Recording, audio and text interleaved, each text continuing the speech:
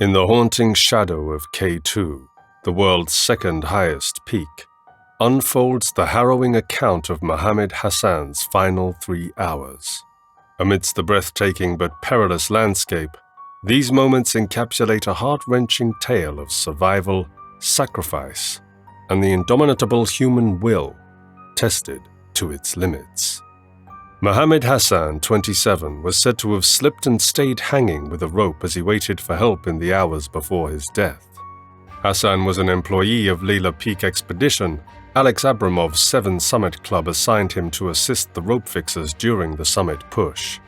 Before the summit push, all companies provided workers to join the rope fixing team, Abramov told sources. We contributed with 3 Pakistani HAPs. Hassan was one of them. We don't know what really happened because he was ahead of our members and the Sherpa group, Abramov added. Members only saw that something happened at the ropes in the traverse.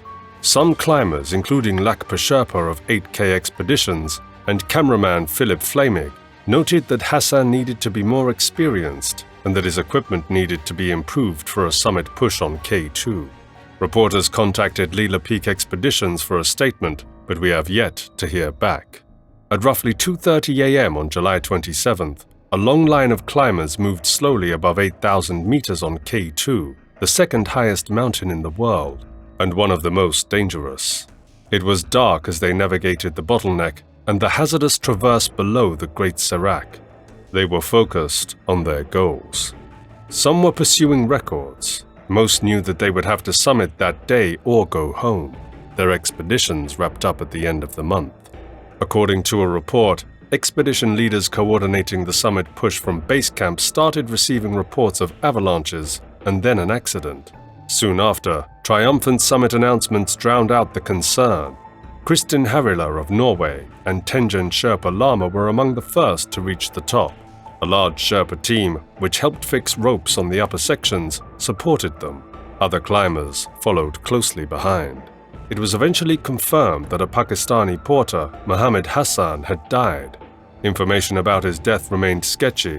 When we started asking around, we received few answers, little concrete information, and several contradictory statements, especially around 3 issues.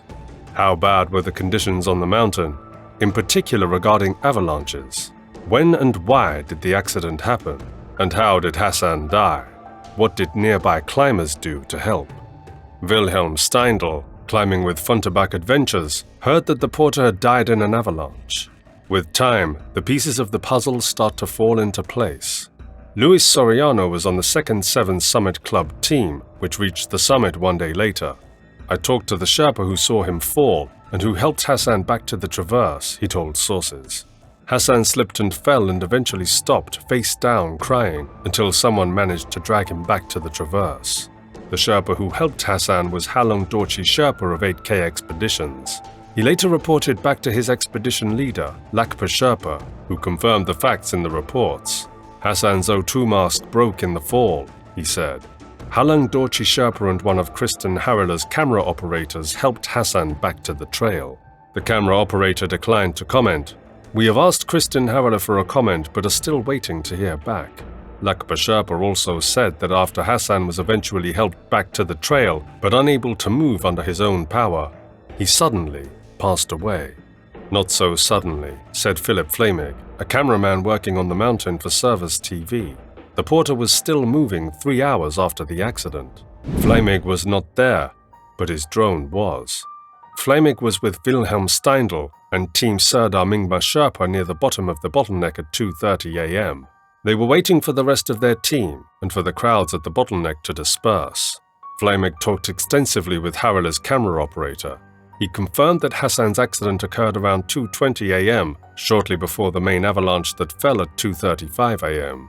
Flamig started filming with his drone at 4:30 a.m. when it was still dark and continued until 5:30 a.m., 20 minutes after sunrise.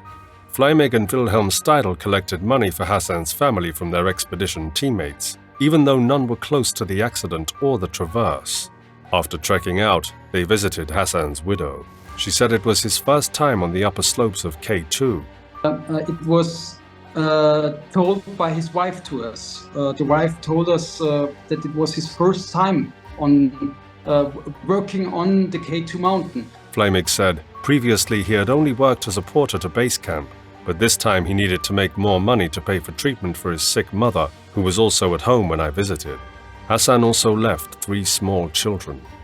I do not know how there was no attempt to rescue him, although he was in a very complex place, right on the trail in the middle of the traverse under the Great Serac, Luis Soriano said. People literally had to jump over him on their way to the summit.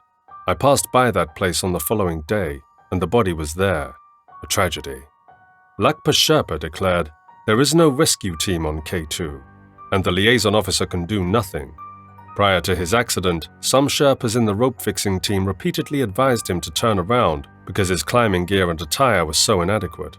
But he chose to ignore them and continued to follow the other climbers. The majority of climbers were moving towards K2's summit despite the extremely poor weather. I suppose that after becoming hurt, he might not have been able to move, so it's challenging to take him out of the bottleneck. Lucas Furtenbach, owner of Furtenbach Adventures, said, "We would have dropped our summit push and helped, no matter what it takes, even if it means we have to give up our oxygen supplies, and even if it means no summit for all our clients. This is a fundamental part of my pre-summit push briefing with all clients. I always prepare them so that if we come across a situation like that, we can help. Period." Mr. Steidl added, "Such a thing would be unthinkable in the Alps.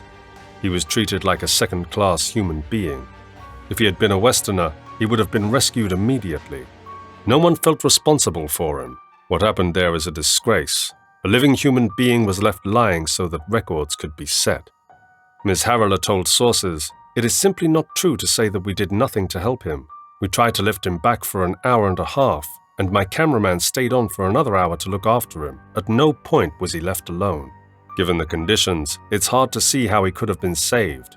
We tried to save him, and also people behind us tried to save him, but it's very, very hard to save someone. He fell on the most dangerous part of the mountain where the narrow trail and poor snow conditions limited the chances of carrying someone off.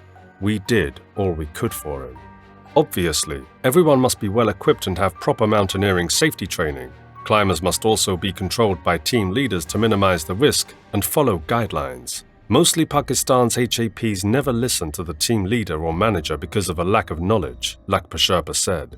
Expedition operators have to take responsibility for their staff and the staff they hire temporarily, for example for rope fixing. Of course, it should be a no-brainer to help other climbers in an emergency, no matter what the cost, no matter if this person is a client or staff. And if a staff member dies, the family has to be supported, Furtenbach said.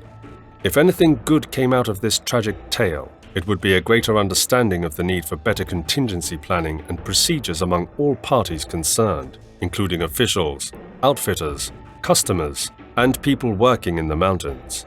But sadly, it's too late for Muhammad Hassan. What do you think about this? Let us know in the comments section below. If you enjoyed today's video, then make sure to leave us a thumbs up and do not forget to subscribe to our channel and click on the bell icon to always be updated with the latest content as soon as it's uploaded. Thanks for watching. See you again soon in another video.